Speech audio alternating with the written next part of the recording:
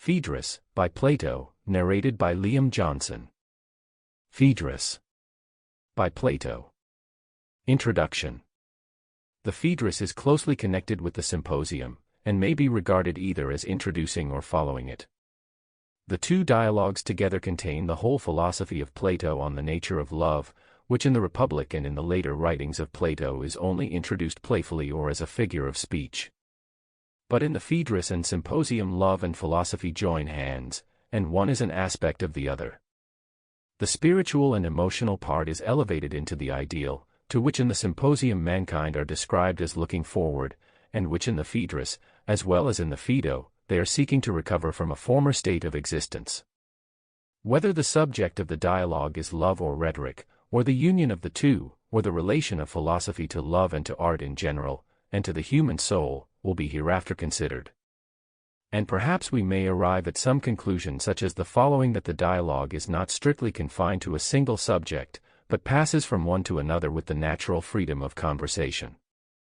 Phaedrus has been spending the morning with Lysias, the celebrated rhetorician, and is going to refresh himself by taking a walk outside the wall, when he is met by Socrates, who professes that he will not leave him until he has delivered up the speech with which Lysias has regaled him, and which he is carrying about in his mind, or more probably in a book hidden under his cloak, and is intending to study as he walks.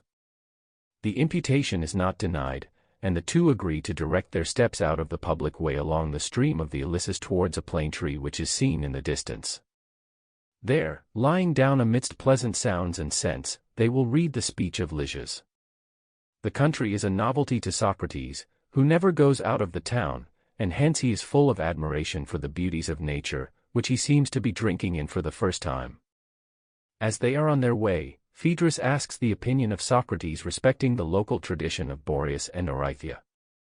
Socrates, after a satirical allusion to the rationalizers of his day, replies that he has no time for these nice interpretations of mythology, and he pities anyone who has. When you once begin, there is no end of them, and they spring from an uncritical philosophy after all. The proper study of mankind is man, and he is a far more complex and wonderful being than the serpent Typho. Socrates as yet does not know himself. And why should he care to know about unearthly monsters? Engaged in such conversation, they arrive at the plane tree.